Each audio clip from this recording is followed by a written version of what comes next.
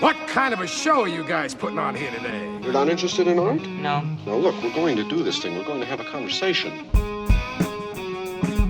From Chicago, this is Filmspotting. I'm Josh Larsen. And I'm Adam Kempenaar. I found something in the store. Okay. What did you find? The place.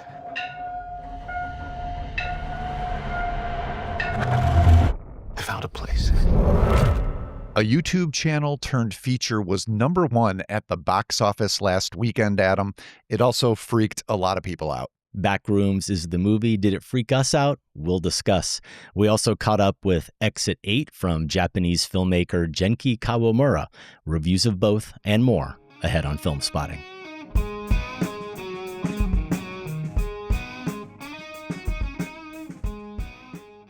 Welcome to Filmspotting. Later in the show, another round of Massacre Theatre. And Josh, is 2026 the year of the liminal space? I mean, I feel like I'm in a liminal space right now because I have jet lag. So Yeah, I bet. Good to have you stateside. We definitely got our fill this week. I'm going to preemptively suggest that listeners should not do a drinking game every time the word liminal is mentioned. In addition, let me quickly rewrite my intro. Exactly. In addition to the insanity-inducing corridors of Backrooms, we spent time in the endless subway passageway that is the setting of Exit 8. We'll talk about both of those here in a moment. A reminder, Filmspotting is now available as a video podcast. You can watch us on YouTube. Join us there at youtube.com/filmspotting. Up first, Backrooms. It's like a maze. It just goes on and on. Sometimes I'm scared I'll get lost. Clark, can you hear me? I don't understand. What is this? Are you ready for the YouTube generation of feature filmmakers, Adam? They've been here for a while, actually. Brothers Danny and Michael Filippo parlayed their horror comedy YouTube channel into 2023's Talk to Me, which was followed up with Bring Her Back.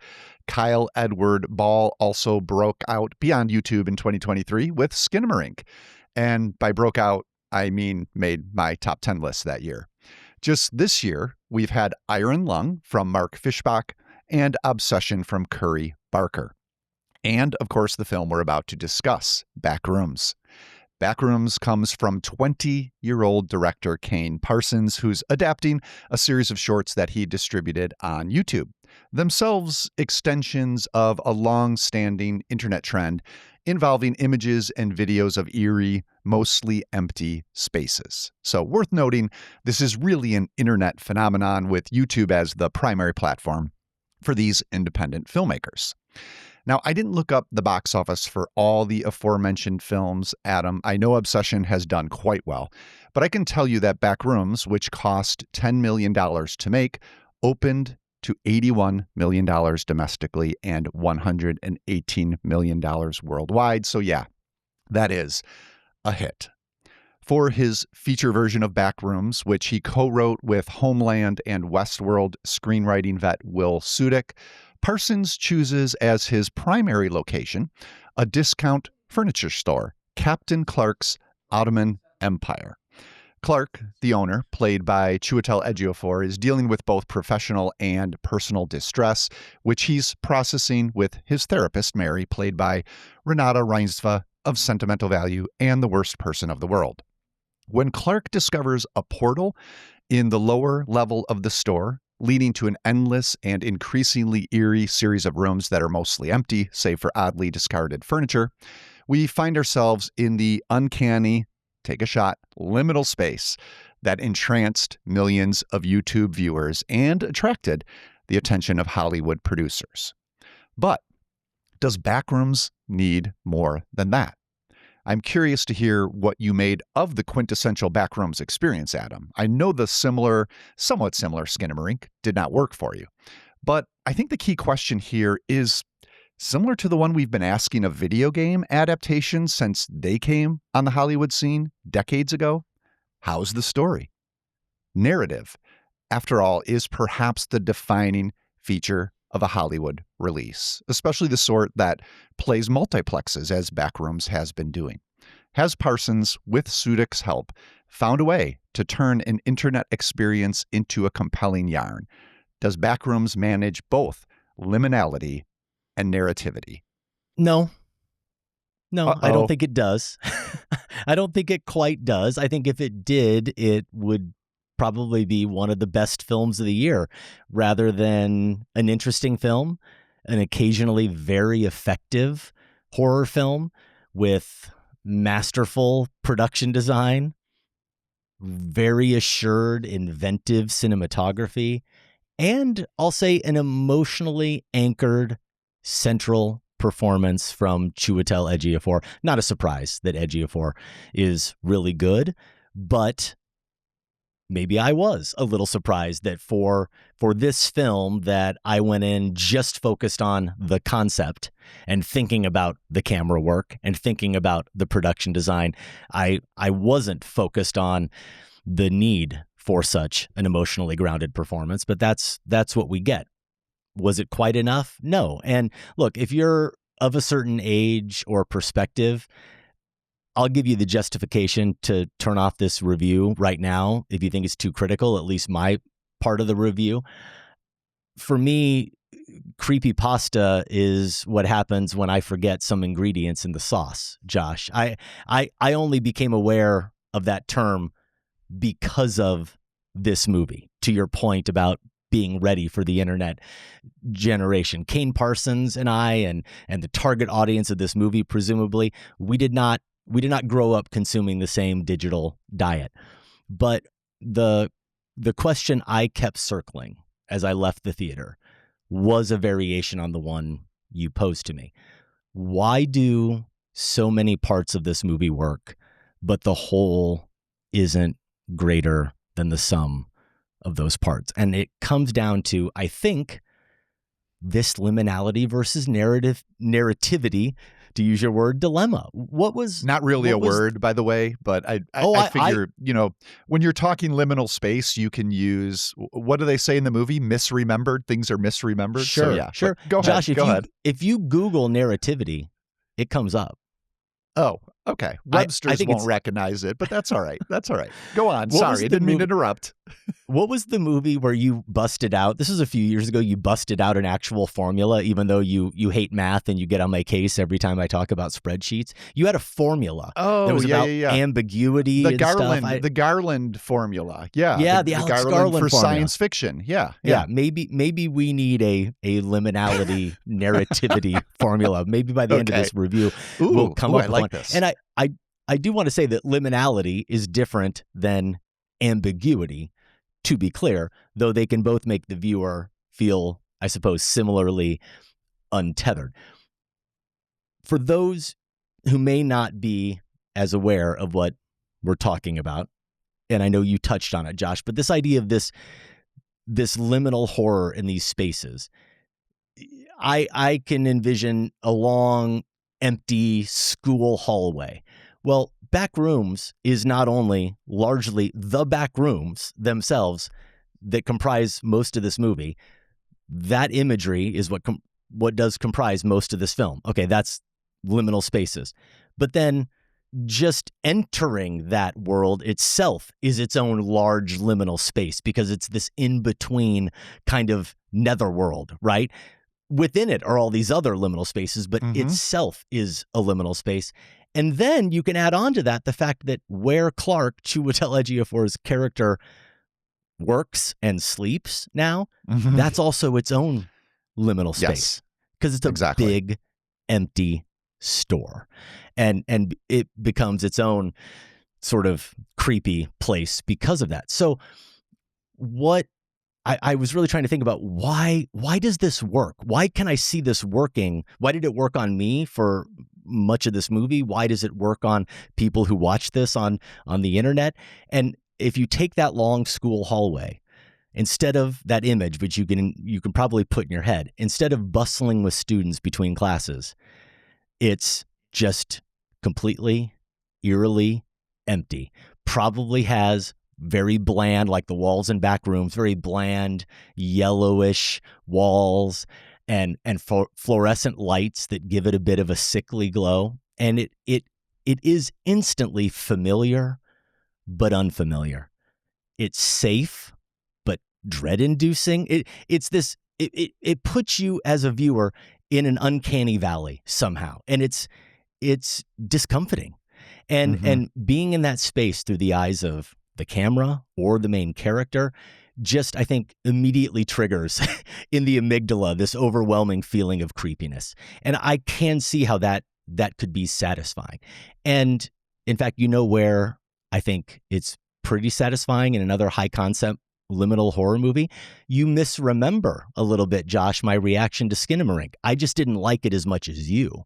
But I actually think it's pretty effective, and I think it's more effective than Backrooms. I also think Exit 8, a movie we're going to talk about in a little bit, is more effective than Backrooms. And where I'm going is those two movies have something in common against this film, and that is the scale there tips more toward liminality versus narrativity than it does with Backrooms. Interesting. Is that because Parsons and Sudik, the co-writer, had bad instincts? They made the wrong choices in adapting this concept? Or is it that this particular concept, when expanded to a feature-length narrative, it demanded narrative grounding, additional information, more world building that did undermine the effectiveness that the liminality gives us. Either way, the TLDR of all this, Josh, is I'm not sure I really understand why Mark Duplass or to some extent Renata Reinsva are in this movie. What about you? Yeah, well, we'll have to do a little spoiler thing because I have a thought on that, which actually, and my suggested answer makes me like the movie and its narrative more than you for sure, and quite a bit. But again, it'll require spoiler to talk that out. So we'll save that for the end. First of all, I apologize for misremembering about Skinamarink. I think Debbie's reaction was so strong against it that it's bled into everyone else's I've ever talked to about that movie. So I'm glad to hear you are also a fan of it. I do think it's a much better film than this, Skinamarink. I think it's interestingly because it leaves narrativity almost entirely behind. And that was the shock. I don't think it made anywhere near the money this has. And maybe we can do some psychological guesswork as to why. Maybe audiences need a bit of narrative to actually reward it with word of mouth and their dollars. Whereas, I think Skinamarink, I called something like Poltergeist stewed in slow cinema for a few decades. It really had no, part of the fun of that movie is debating what it could possibly have been about. Both, though, create a mood and immerse you in a mood that you described very well. And as you were talking about it, I haven't yet tried to figure out what is the strange, awful appeal of this, or what is it that we're connecting with in movies that are doing these things. And for Skinamarink, it was, that notion of waking up in the middle of the night and you're not entirely awake yet, and you're not sure, if you're a kid, where are your parents? If you have a partner, maybe they've gone to the bathroom or gone to get a drink of water in the kitchen and they're gone. And suddenly your whole world is just what's happening? Skinamarink captured that. Backrooms to me captured the experience I remembered when we first entered the space. When you were a kid, maybe you went over to a friend's house, most likely someone you knew, but didn't know a lot. Really well. You didn't hang out there a lot. Maybe it was your first time at their house. And this is a suburban experience in particular. And you go into their basement. And it has more rooms than you ever could have guessed. And there are more corners. And there's just what's behind that door? And it's that's the memory that I had. Not that I ever had a traumatic experience in anyone's basement, but it's just, what a basement is, what a basement should be. And then you go to somebody's and it's just it's different, it's off, and it's unnerving. And this just blows that up entirely. beyond proportions. I found it quite affecting. I like this movie quite a bit overall. It does seem to be something of a generational thing. Why might that be? As you're describing the nature of these spaces, school, classrooms, yeah, maybe, but I think there's something important about this being set in a strip mall. Strip malls have been suffering a slow death with the emergence of the internet. Malls, like the kind that we grew up around and would go hang out in with friends, have certainly been suffering a slow death. And a lot of these sorts of videos are set in such places, just completely empty malls that don't even have the retired walkers going around them anymore.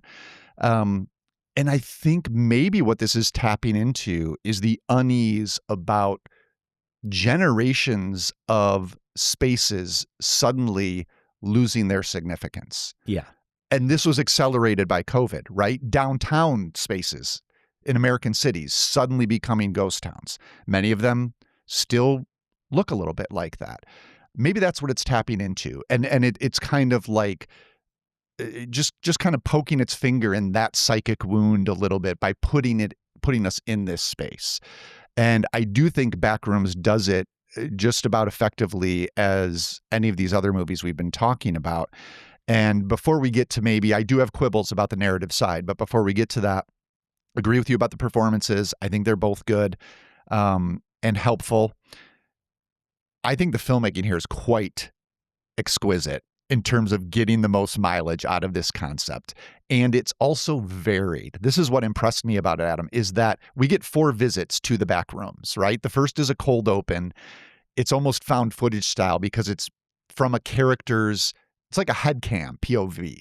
Mm-hmm. So familiar to what other movies have done. I thought very effective in introducing us to the bizarreness of this space and introduces a threatening element, right? That's the cold open.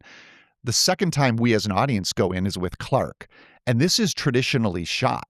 Basically, it's not his point of view all the time. Mm-hmm. It adopts it briefly for when he looks at something, we then see what he's looking at. But otherwise, it's using a lot of standard techniques, but very effectively. Forced perspective, placing Clark in the middle of a giant space so he looks small, then sometimes being tied up on top of him with a handheld camera when he gets nervous.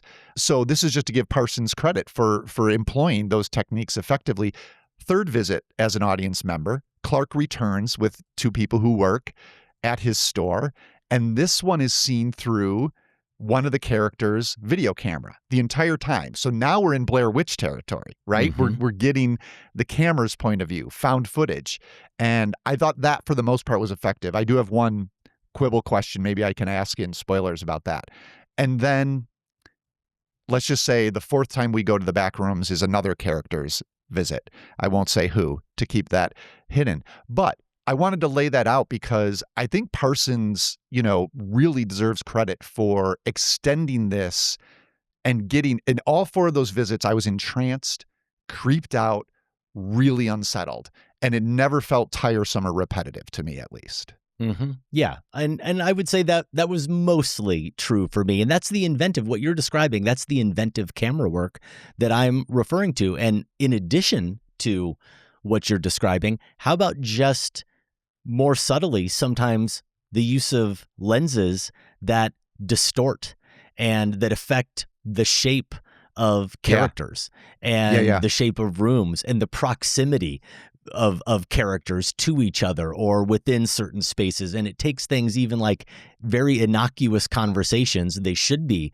innocuous conversations, and it just makes them seem like everything in this movie, like something is off. It gives everything just an extra bit of eeriness, and that production design obviously giving us the back rooms themselves. And you can imagine the work that went into that.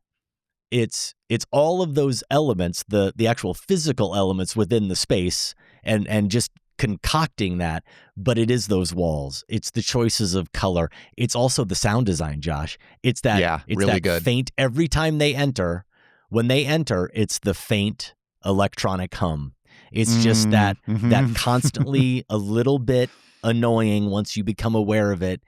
And yet in those sort of office-like spaces, it's just always there. And it's always here. And you know what that ties to? I think what I was getting at about, generationally, why these resonate is you only hear that hum if you're in a space that's too empty. That's that right. doesn't have enough people in it. Exactly. And so I think it's capturing again it's not only it's at once empty spaces and it's also a depopulation thing. And I know they go hand in hand, and you're saying like, sure, but there's something eerie about just being in empty space. And there's also the existential angst about we have less human contact than ever now. And the younger generation absolutely has less, especially those who are digital natives and went through the pandemic.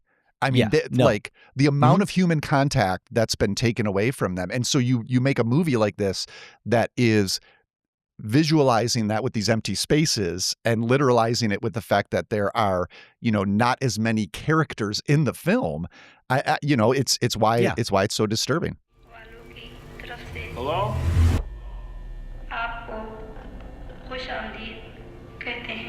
Anyone there? There's another way that Parsons here amplifies the existential dilemma of Clark, which is even just as subtle as the fact that we learn, and it's not right away, but we learn that there is a basement to this building. The fact that Clark's Ottoman Empire is already so large and expansive, and we do not ever see a single customer, right? And then we catch that there are stairs, and there's a banner, and I can't remember what it says, but it says something like, even more deals downstairs.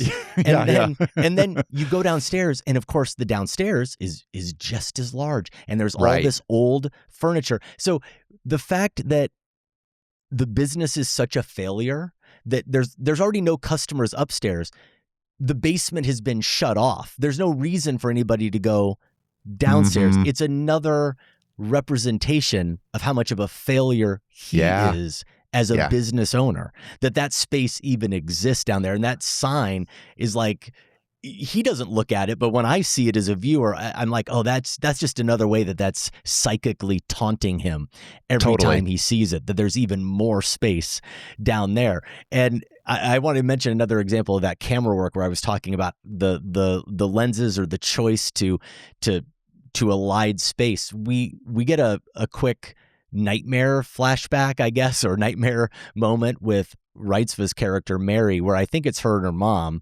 and the house that she grew up in is being demolished, and she's bending over looking at a handprint in the ground that's going to play a prominent role in the movie. And in the nightmare, a piece of heavy equipment, right? It's dropping stuff from the building. This crane is dropping stuff. The way that's shot, it looks like that equipment or the garbage that it's dropping, it looks like it's 5 feet away from them, right? That it's about to fall right on top of them. So those are the kinds of tricks that they're doing throughout. But this is where this movie is really effective, Josh, is in these kinds of choices. And what I was going to say is I was thinking about Stand By Me and the fact that we talked about that for its 40th anniversary. And we spent a lot of time talking about nostalgia, and it took us back to the 80s. Well, now Backrooms is taking us back to the 90s. And I do give Parsons a lot of credit for doing the opposite here, where for us, the experience, he's weaponizing nostalgia. He's, with these spaces, like you described, these liminal spaces, he is weaponizing them because the 90s setting, at first I was like, is this just going to be about he needs an excuse to have characters who don't have cell phones? Is this what this is about ultimately? And then you realize, okay, yeah, that's definitely a key part of it, because you can't have them potentially making phone calls from the back rooms and then have to explain or have to explain why they can't make those phone calls. And that's more narrative gobbledygook. But also then they'd be shooting everything on an iPhone versus the handheld camcorder. And that completely changes the aesthetic. But it also works. I think it works for the characterizations too, right? Where Clark's, I'll just say, his chauvinism feels a little more appropriate to the 1990s. It still applies, don't get me wrong, but it feels more appropriate even in this world. The world outside, to your point, Josh, the way, especially post-COVID, but even just how kids today coexist or play together or don't play together. The world outside that is beckoning Mary in her closed off environment, kids playing, the sound of kids playing, which we don't The young get Mary, anymore. The young Mary, right? Yep. Who's like dying to go outside. That world largely doesn't really exist anymore. It's a good right? point, And because she would have been, what would you guess? Like, when she's a young girl, is maybe late 70s, something like that? Yeah. And so, early 80s. setting it That in the makes sense, 90s yeah. and having her come of age in a time when kids would have been out in the neighborhood really matters. But you mentioned those stores, and I had a similar thought where those big box furniture stores were ubiquitous. And my first response when I saw it, seeing some of those images, was I instantly felt like a kid. I was thinking about how much fun it would be to run around in those rooms. Sure. But then it was immediately followed by, but wait, no, those rooms they're too big. There's too much space. It is actually scary. You feel overwhelmed by it. And why are things out of place? Why are the chairs positioned the way they are? It did start to feel creepy, even though my first response was like, oh, I used to love running around those stores when my mom went shopping, or I was out with my parents as we were looking for a new couch or whatever. So there was a sense watching this movie that as you explore more, all of these rooms are these, and I'm not going to get into spoiler territory here, but all these rooms are the lost dreams of so many 90s families, which is why then it visually makes sense. The rooms start to then have some visual coherence as opposed to just Parsons trying to amp up the creepiness factor. Yeah. So you're getting to the narrative there. Real quickly, since we've been praising the production design so much, Danny Vermette is production designer, working, I'm sure, very closely with Parsons here. But yeah, it's incredible stuff. So the narrative. Here's how I would say it without spoilers, and then I would like to dig into it with you if you're willing. I like the narrative idea that they came up with to flesh this out into a story. The thematic idea, the concept. I like the concept. I not so sure about the execution, what they actually did with it, how it was revealed, and few things along those lines. That is perhaps what's holding me back from being more enthusiastic about Backrooms. But yeah, it would require spoilers to maybe talk about that a little bit more in detail. I don't know if you want to jump in or if there's more you want to say about the narrative that isn't spoilery. Well, I can sum up what ultimately, going back to my first answer to your question, I think I can sum up without spoilers what is ultimately holding me back narratively that keeps me from fully embracing this film as impressed as I was with so much of the filmmaking. And what it is that the movie does introduce an element of reality into this liminal space. It introduces something of an explanation for things. And I think once, as a filmmaker, you have allowed us / forced us to consider the construct rather than just sit in the creepiness, we can't help but try to make sense of it all. How this came to be, who was involved, how are they involved, why are they involved? And once we start thinking about that, then we're not as immersed. The spell is broken. The spell is broken. And that's what happened to me. And I can understand on some level how. I think this is very clear and plain from the movie. And I don't think this is spoilers at all, or I wouldn't say it. I think that there is an element to the film where we can understand, like with a lot of horror films, there's a metaphorical element to the manifestation. And in this case, the manifestation of that horror is the back rooms, the space itself. But it seems for so long as if that the metaphor is what's sustaining the entire film. That's the construct. It's as if it's this representation of our psychological baggage, if you will, to then introduce that reality into the question. As you said, I do think it breaks that spell just enough that it broke the hold that the movie had on me. And I also think when I said earlier that I'm not quite sure what Renata Reinsva is even doing in the film. Where I'm going with that, Josh, is that I do feel like, even though I can see how she connects to everything, believe me, the trope of the therapist who also has her own dark issues to navigate.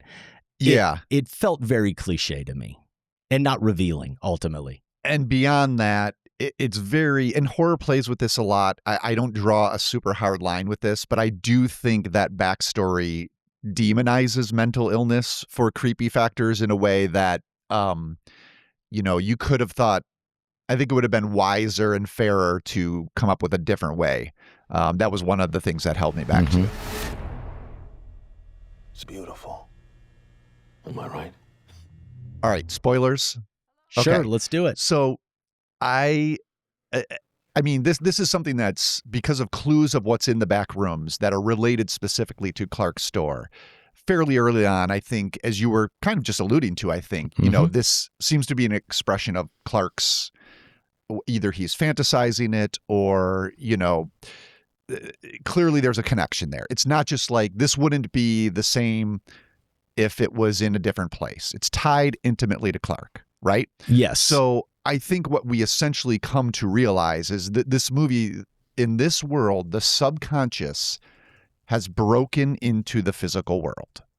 And not only, however, in the case of Clark, because there's when Mark Duplass, who shows up as a scientist, talks to Mary at one point, very at the end, he says there are doors opening everywhere. And this, I think, is why we get Mary's versions of back rooms increasingly as the movie goes on. I kind of love that idea. I think that's pretty cool. I hesitate to say this because I don't know that I want this, and they're probably going to make these sequels, but it does open the idea of like, what does my back rooms look like? Right. You could come up with any character throughout history and essentially, is this happening? What would their back rooms look like? Part of me is intrigued by that notion. Yes. And so I think as a concept, and expanding this to feature length is smart. I particularly did not like how Clark, and I think this is tied to how good the performance was, as you described, Adam. Like, you come to really care for this guy. He's a jerk. He's made major mistakes. He's human. Yes. He's got a lot of work to do with Mary, but you still feel for him. And that kitchen scene where he has, at this point, Mary has entered the back rooms herself. This is the fourth time we as viewers have visited it, and it's through Mary's perspective. And he knocks her out, ties her up at the chair, and suddenly turns into like a Texas Chainsaw villain. Well, the whole scene is out of Texas Chainsaw Massacre, like it's an homage. That's what they're going for. Yeah. It is an homage. It's what they're going for. Are there elements in it that are creepy? Yes. But to me, it was as if everything about Clark had been thrown off in the background. He became a homicidal maniac. I mean, I just didn't understand. Were these choices just to make it more explicit horror and get the horror rather than the thriller genre tag? Not that I'm clearly not opposed to that, but it just seemed like it became a different movie in that dinner sequence, and Clark's forgotten about entirely. That was enough for me. Again, overall quite positive on the movie, but that was enough for me to, say it's not nearly something like Skinamarink, or as we'll talk about soon, Exit 8. I think Exit 8 handles this sort of genre better. We saw in the play acting scene in Therapy that it didn't take a whole lot for Clark to go from 0 to 100 in terms of his hostility towards his ex-wife, right? So you didn't see the kitchen scene as just the back room in a Shining-esque manner being that Clark. It's manifesting who he really is, and that's what he ultimately embraces, right? That he says I don't to have her, to change. I don't have to change. I'm just going to be who I really am at my core, which is embracing my back room, embracing who I am really at my deepest, darkest moments. My id, yes. Yeah, I mean, no, that makes logical sense. I think it just started to feel gimmicky, with you can eat them too. And it's like, what's the next thing we can, open the refrigerator and there's his employee's head in there. That's never addressed again. It just felt beneath what we had been getting before, I guess. Yeah, I agree with you. And I also agree with you that central idea, this manifestation, that the back rooms are this manifestation, as I was saying, of our subconscious, of our memories, perhaps our repressed memories, whatever it is we're hanging on to that doesn't, or that we in some way cling to, that doesn't allow us to move forward in our lives, is really interesting. And there's a key moment, right? I think you were alluding to this, where I think we do understand that Clark, and we can infer this, I think, that kitchen is probably, right, it's the kitchen where he has the confrontation I'm assuming. with his wife. Yeah. Right? You have to assume that. And similarly, when Mary walks into the space, she's probably seeing things that remind her of her world. And that's definitely true. I think it's supposed to be clear when she walks into one space and it's that suburban street. It's the first time we've seen it. When she walks into that suburban street and she walks around wide-eyed, she's been now in the back room for plenty of time. There's no reason for her to be all of a sudden like, what's this place? She's reacting that way because it looks familiar to her. So all of these worlds, they're ever changing. They manifest out of whoever interacts with them in some way. And that is interesting. And then when that clashes, for me, when that starts to clash, not only with some of those choices, like you're saying, which just aren't that interesting, but when that then clashes too much with talk of companies, corporations, and MRI machines. Yeah, that I didn't mind that. Partially explain it, or potentially, that's where I start to lose it, Josh. I can see that. I think what I liked about it is, I'm not a Stranger Things fanatic at all, but I did like the notion of, this portal connecting and affecting the actual world. So I didn't mind that, as you say, this was manifesting actually physically in this showroom, in this furniture showroom. There's something kind of intriguing about that to me. And I think the reveal of that element was effective enough. And I think maybe it's because it goes back to what I was saying about these sorts of movies in general and the angst they're tapping into. It's important, I think, that the physicality is made material to the world of the movie, and it doesn't remain in metaphor. I think there's something key about, liminal horror, whatever you want to call it, that it actually does punch through, and we're just not watching horror as metaphor or metaphor as horror. We're watching in the movie that this is actually in the physical space of these people, because it's all about the eeriness of physical space. And so to bring it that much closer, I did find effective. I can understand the reservations, though, and it does get a little like talky explainy. The conversation between Mary and the Duplass character. Well, I will admit, though, that something that I've been circling since seeing the movie that is more interesting for me to consider, and it alters my negative feelings a little bit, or it softens my feelings a little bit the more I sit with this idea, because you've heard me say this a little bit, that it explains things a little too much, and it still does. Don't get me wrong. It still does break the spell. That is still the perfect phrase, and I don't think it's needed.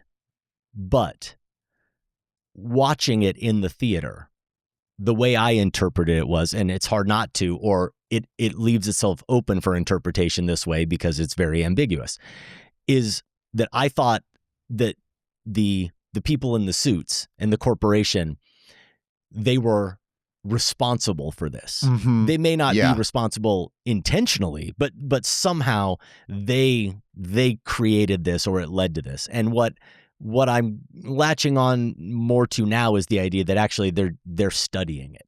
They're just Exactly. studying I it. think they're trying to figure it out. Yeah. Yeah. And so that it is something that is just supernaturally opened itself up in the world. And they're just part of understanding. It's kind of like an awesome X-Files episode, Yeah. in many ways. You could see this working very much as an X-Files episode, which I guess brings us back to the 90s. Yeah, that was in the 90s, right? Yeah, I suppose. Makes sense. I suppose that it does. Backrooms is currently playing in wide release. We would love to hear your thoughts on the movie. You can email us feedback@filmspotting.net. Let's take a moment, Josh, to thank our family members, including Family Plus member Jerry Leroy in Dallas and advisory board member Peter Ralston. He's in Annerley, which is a suburb of Brisbane, Australia. When our family members join, we invite them to answer a few questions. We like to get to know them a little bit better and share some of that information with our audience. Here's what Jerry told us. I've been a weekly listener since 2007 and am shamefully only now getting around to more directly supporting, other than purchasing a couple of t-shirts, this phenomenal podcast. Well, thanks for that, Jerry. Peter also wrote in, sometime during COVID, I got a tip-off from a filmmaking member of my extended family that there was a podcast out there with my name on it. He was right. The title 8 from 84 caught my eye during the first-time browse of the episode list. I was all in after the Ghostbusters versus Gremlins episode. Oh, that was a fun one. Yeah, going back to May 2020 for that one. With a review we got wrong, Jerry says, I'd like to turn this around a bit and mention that in the early days, it felt like there were more disagreements and dissent between Adam and Maddie and Adam and Josh than there are now. I really don't favor one approach over the other, just an observation. Would you, obviously I wasn't around for the early days, listened to quite a few of the episodes. Would you say that sounds right to you, Adam? I think what might be right is that with both Adam and Maddie and Adam and Josh, referring to myself in the third person, we probably disagreed more in the beginning and then over time somehow agreed with each other more. And I don't know what that says, because I do feel like we agree with each other more often now. Yeah. I would also, this is just regarding us, do wonder if it's like comfortability and not feeling like you necessarily have to argue as vociferously as you do at the beginning. And maybe that happened. Maybe that's happened with both pairings. Who knows? Maybe so. Peter says, a favorite segment. It's tough to pick an all-time favorite, but I liked one of your more recent lists that got me thinking, and that was the top 5 movie quotes in our lexicon. Yeah, still one of my favorites. That was one, though, with a guest, Aisha Harris, June 2025, episode 1017. And I am still constantly adding to that list. Just yesterday, Josh, as we're taping, a colleague of mine in an email referenced one I always use, and that's the line from Blue Velvet. And there are a couple, but the line from Blue Velvet, I'll save it for off air or I won't say all of it because it's not family friendly, but let's say it involves Heineken and Pabst Blue Ribbon. And most people listening will know exactly what I would have to say to complete that line of Frank Booth's. And I immediately said, oh yeah, that's one of them. That's one I constantly say. So I brought up the list. Sure enough, it was on there. It was an honorable mention. I didn't overlook it. Peter continues about that top 5. This list had a cosmic impact on me when I heard Adam's autobiographical approach to this topic.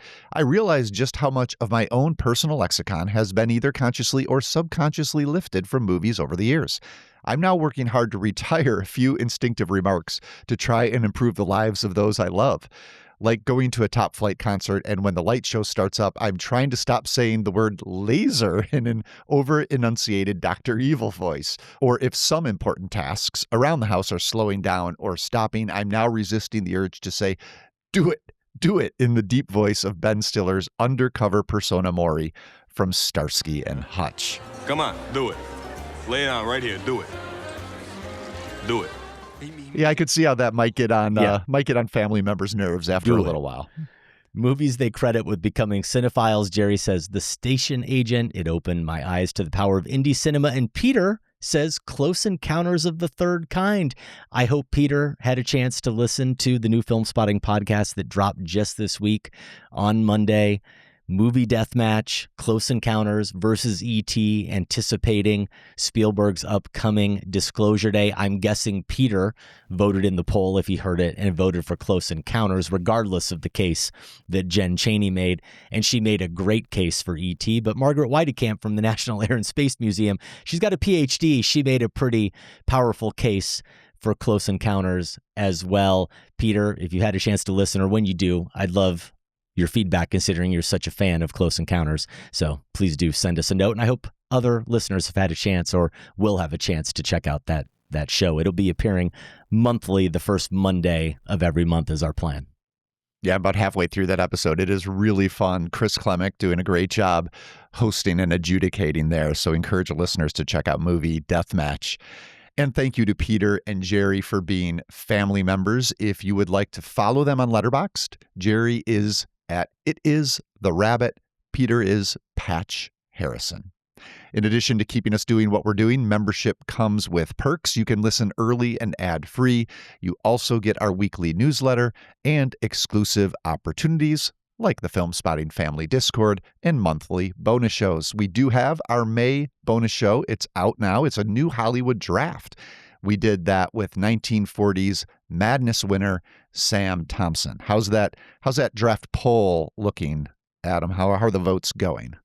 Well, last week with Roxana during this segment, I said, people need to vote. Josh only has me by 4.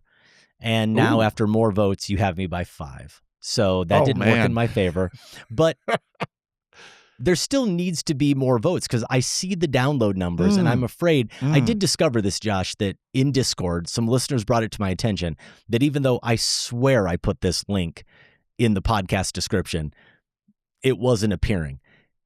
It is definitely there now. So if you haven't had a chance to look over the results, to vote for the winner of that draft, if you're a family member, just go to the podcast in Spotify, Apple, whatever podcast platform you use, and there's a link right there. It says who won, and it will take you to the page. It will take you to the poll. And I just wanted to make sure listeners knew that it was there. We have a family bonus content page. And we promise the poll will remain open until Adam wins. That's a good thought, actually. Okay, or another week or so. For as little as $5 a month, and that's discounted if you pay annually, you do get all those benefits. Filmspottingfamily.com is where you can learn more. You can also give us a rating if you like the show. We like 5 stars over on Apple Podcasts or on Spotify. Exit 1, 2, 3, 4, 5, 6, 7. Exit 8 came to theaters in limited release in April. It premiered back in May 2025 at Cannes as a midnight screening. The film is an adaptation of a 2023 video game called The Exit 8, which has players trying to escape a Japanese metro station. The only way to make it to Exit 8 and freedom is to pay attention, something that is pretty difficult for most of us these days.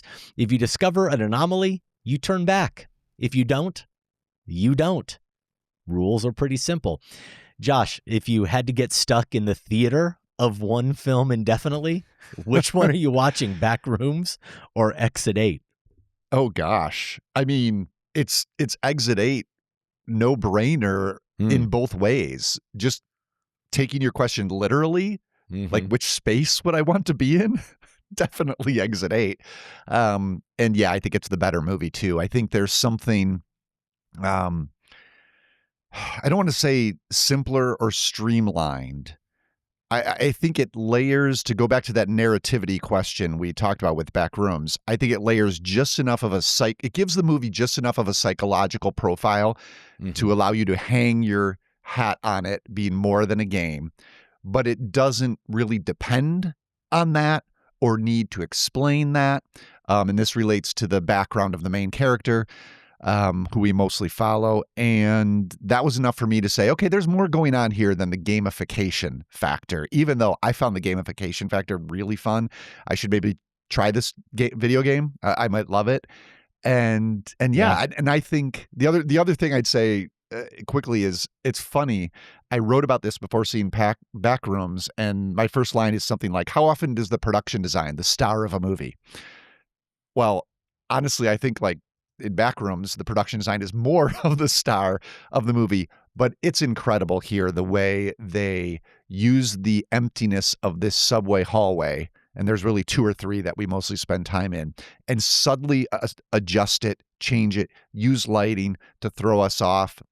It really is, I think the production design here as well really is the star. I'm glad that you said that, though, about the game itself, because I live in a household full of gamers, people who not only like to play video games, in the case of some of my family members, Josh, but if they're not video game players, they are, and sometimes it's both, but if they don't play video games, they love, Wordle or any of those other New York Times games. I'm the only one that just doesn't partake in those types of activities. And yet watching this movie, I was having so much fun with Exit 8. It's the first time I can think of where I was watching a movie, and I know there hasn't been that many, but I know I've seen other movies that are inspired by video games. This is the first time I ever thought to myself, I want to get my hands on this. I actually want to play Yeah, this I could game. totally see that. And I think what Kawamura does here in terms of early on and at other key points, but not overdoing it, putting us in the point of view of the gamer, giving us that first person point of view. The movie begins with that for the most part. Yeah. That's really effective, but then also gives us the spectator mode. I was so glad it didn't stick with that. I know, honestly, he can't, right? Yeah. And so I think he deploys it exactly how he needed to here. And this movie then, for me, to get to your point about narrativity or the narrative, it really is Groundhog Day meets The Shining, because I felt like from a narrative standpoint, it's a case where that little bit that you hang on to is you have a character who is dealing with some guilt. I think that's the overriding emotion that we can put on this main character, who is played by, I want to make sure I get the name right. So it's Kazunari Ninomiya, who is a pop star. Apparently, he was in Clint Eastwood's Letters from Iwo Jima. He's just referred to here as the Lost Man. But there's an action or inaction from the beginning of the movie that is plaguing him, and then there's also a phone call that he gets that is leading to something else. And guilt is something that is mentioned verbally. So there's guilt that is leading to this dilemma that forces him to stay stuck in this space, that made me think of The Shining. There is also, Josh, a moment where the tunnel, the subway tunnel, Exit 8, becomes overrun with water. That made me think of course, the elevator sequence in the hallway from the lobby or whatever from The Shining. Unfortunately, that's maybe the one moment that doesn't quite work in Exit 8, and that's because it seemed to me anyway to be a moment clearly where CGI had to be employed for the water. And you compare that to Kubrick, of course, not employing any type of computer-generated effects, and you know how much more effective that is. Unfortunately, it's not as effective here. But I was thinking about The Shining. I was thinking about Groundhog Day as I was watching it, how inventive it is that these two films are sort of mashed up. And I'll emphasize sort of mashed up here in this movie. And I do think it's the perfect amount of narrative. We get just enough to understand the rules of this universe. The rules are very clearly established. Oh, yeah. As we mentioned, we understand the simplicity of it. And I think that not only when we were talking about point of view, we know that occasionally we're going to be in that gamer, we're going to be that first person, the lost man's point of view. Often we're going to be the spectator, but it's effective because I think the concept itself is so effective because it forces us to be so engaged as a viewer, right? We're trapped like this lost man. We know that the only way out is to look for clues, and we are then part of the game. And in fact, I spent, as I'm guessing most people do watching this film, if you are bought in, you spend the runtime trying to spot the anomalies even before the characters do, right? Of You're course. then just so actively scanning the frame. It's a lot of fun. And yeah, I think it could at once just be a metaphor, as you described, for his headspace, the lost man's headspace, or honestly, it could be actually happening to him. Yes. But we don't have a Backrooms explanation scene where someone is saying, yes, we've been monitoring, why this has been happening on this subway level. And I think it works in that it balances that nicely, where it could be just metaphor, it could be real. And as I said, I think it's important, if you're thinking about it as in this subgenre of horror, that it is real, actually. To the point about the lead performance here, I did not know that was Ninomiya's background. Makes sense because there's just a base level of charisma that he meets in every shot. And there's not a lot of people to talk to, so he doesn't talk a lot, but he somehow holds your interest. He captivates you, really. And I think he brings a lot of humanity, exasperated humanity, without overdoing it.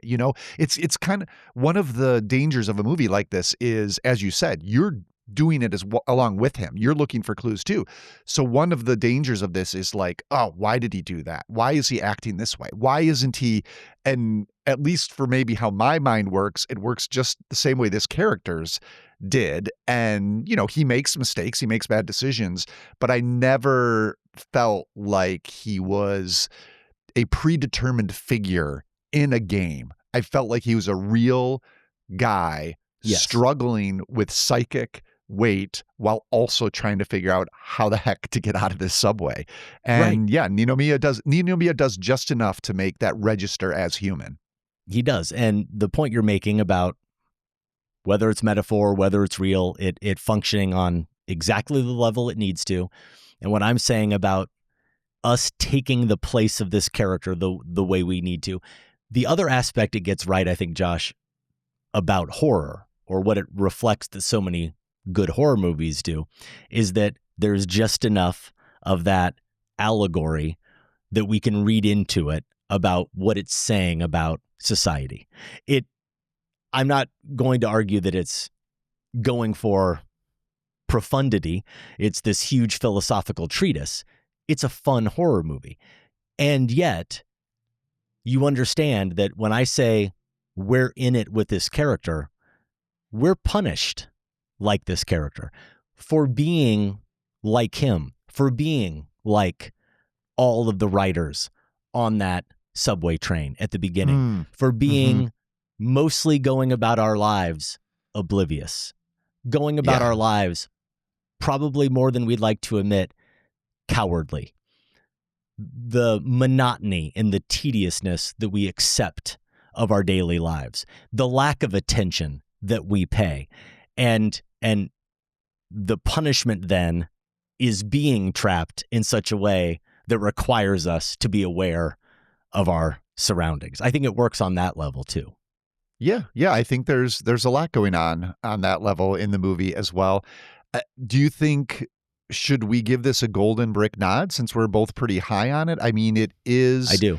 I believe, the second feature from Kawamura. I think I have that right. And so, maybe not a debut, but a relatively emerging filmmaker, certainly new to us, and also, very inventive. There's definitely a vision we've got going on there's here. No doubt. I think the only potential concern is that if these facts are right, it has made over $43 million at the global box office. But Josh, here in the States, it's only made 3.7.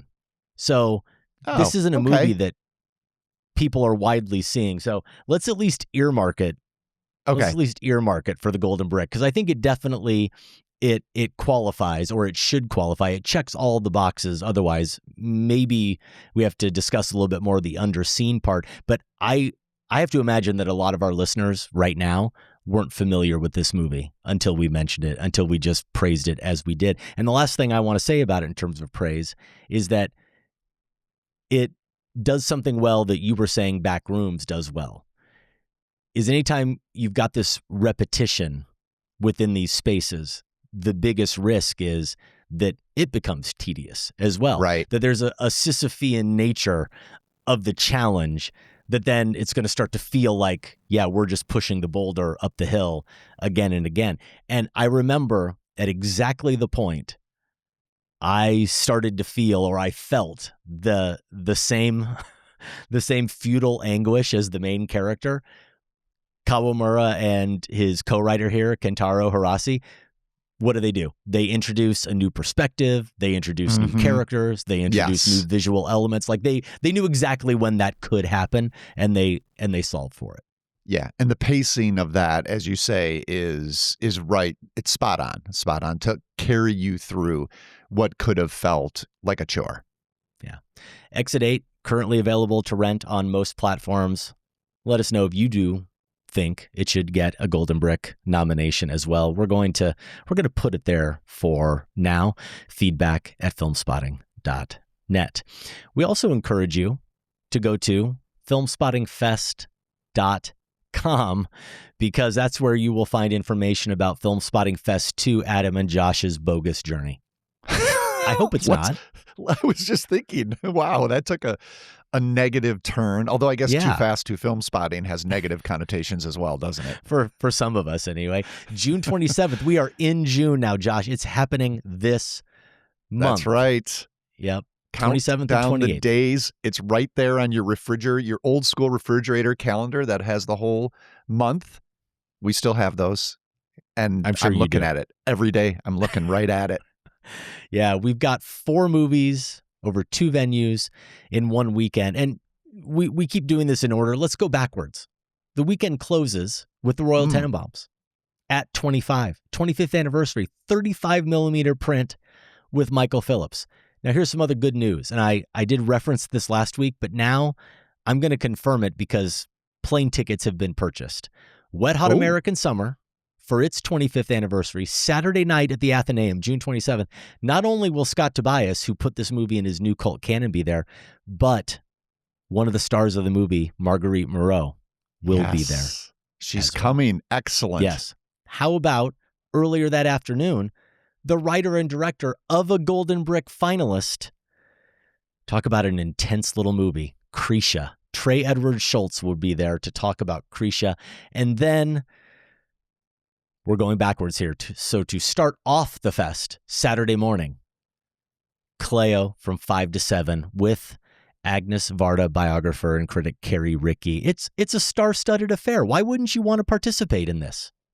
I mean, come on. Get out there June 27, June 28. Join us for both days if you can. Or, I don't know, just Saturday. Well, maybe we'll see a Royal Tenenbaums, but it would be lovely to see you all weekend. I cannot wait. Tickets are on sale now. So yeah, if you want to pick those up, go to filmspottingfest.com. For our family members, that pre-sale and discount has been live. And so take advantage of that. And that also means family members, you get to be part of a meet and greet opportunity we'll be holding at the festival also. So really can't wait to reunite with a lot of our Filmspotting family and friends at the festival.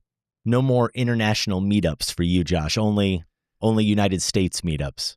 That's right. And gonna end the meetup run with the biggest one of all, I hope. So yeah, filmspottingfest.com. Can't wait to see you all there.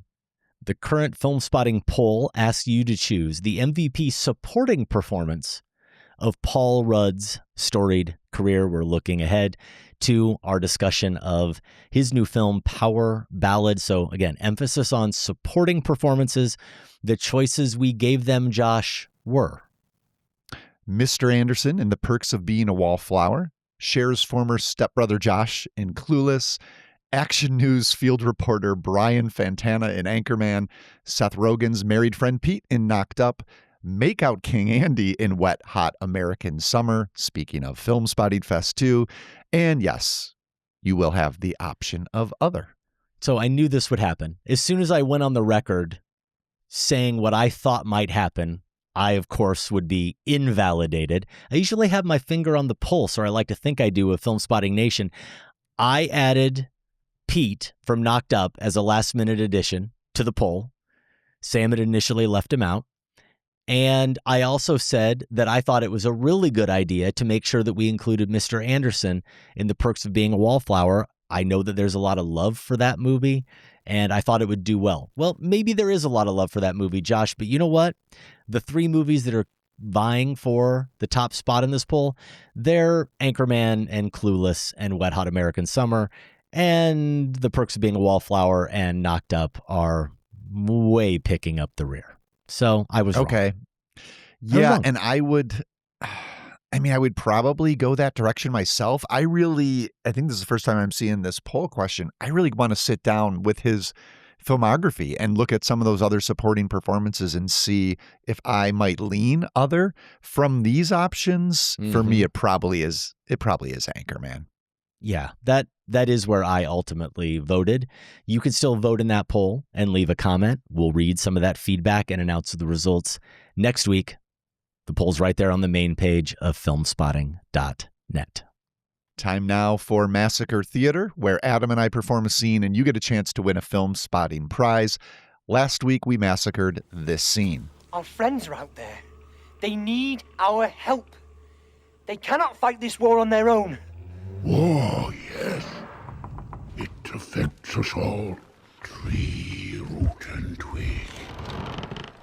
But you must understand, young hobbit, it takes a long time to say anything in old Entish, and we never say anything unless it is worth taking a long time to say. Yeah, if my voice sounds scratchy right now, I think it's because I'm still recovering from that Massacre Theatre performance. That clip was John Rhys Davies and Dominic Monaghan in 2002's Lord of the Rings, The Two Towers, written by Fran Walsh, Philippa Boyens, Stephen Sinclair, and Peter Jackson, directed by Jackson. That massacre was part of an episode that also included an interview with Tony Leung about his new film, Silent Friend. So, why that scene from The Two Towers? Here's Ed Savoy in Philly. He says, Dear Merry and Pippin, the low-hanging branch of a joke would be to say that Josh's performance of Treebeard from The Lord of the Rings, The Two Towers, tying in with the tree talk in Silent Friend, was wooden. But I'm above that. One could also joke on the wizard Saruman comparing to the Wizard of the Kremlin, but that's too easy. Ooh. No, I will instead muse on, would I prefer Lord Summerisle, the name you subbed in for Saruman, to Vladimir Putin as a leader? I think the answer may be yes. Okay, thank you, Ed. Here is Emily Anderson from St. Paul, Minnesota. This is the Entmoot scene in Lord of the Rings, The Two Towers. It's the middle of the night, and the Ents have just finished saying good morning. Adam did a great job bringing C-3PO to Middle-earth. But Josh, what a phenomenal turn as Treebeard. I felt transported. Wow. I can only think of the obvious tie-in with your conversation about the importance of trees and having a tree best friend. Ents are tree shepherds and look very tree-like. I enjoy Madness well enough, but I'm always happy when Massacre Theatre comes back.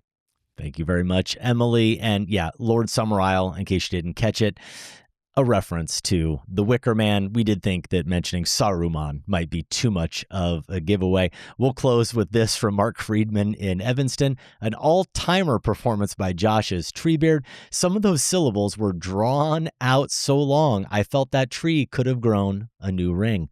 Connection, of course, the wonderful discussion of the metaphysics of trees. Silent Friend. Bravo, Mark says. And indeed, Josh, bravo. I think in some universe you are still performing that scene. It's very likely in my sleep, possibly. Reach into the pretty brimming Film Spotting hat. A lot of people did recognize that scene and pick out this week's winner. Our winner is Addison Alley from Salt Lake City, Utah.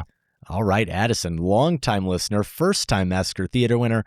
You can email us, feedback@filmspotting.net, to claim your very own Film Spotting t-shirt, tote bag, or trial membership into the Film Spotting family. Would that it were so simple. Would that it were so simple. Would that it were so simple. Would that it were so simple. My dear boy, why do you say that? Why do you say twere? Well, you should say it like I said it.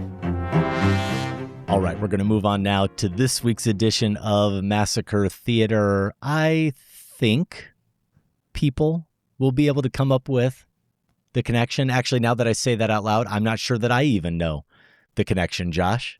I think I know what Sam's going now for. I get it. Yeah. Okay. Yeah, We'll leave that clicked. there. It just clicked. I'm excited because you get to do a little bit of ye old entish this time. It's right. actually somewhat That's similar. true. Is Sam but it's just not trying the to return of the king. No. Is Sam just trying to extend this segment or something? Yes. Okay. Seems like now, it. in the script, we had once again changed a name. Yes. But I'm going to make an executive decision and I'm changing it back. I don't see, this isn't like Saruman. It's not a dead giveaway. And I think why make it harder? I don't think it's going to make it that much easier to say this character's name. So let's just go with it as written. I think you're right. And it's your line. And I don't want to interfere with your process. Thank you. Yeah, it is definitely a process. I started off. You're going to give me the action. And action. Do you know that I don't even know your name or where you work? Yeah. Okay, how about this? If I can guess your name in 3 tries, you have to come have a drink with me tonight. Why not? Okay. You look like bar rule ban Lu Carta Sharzuzan Marmazine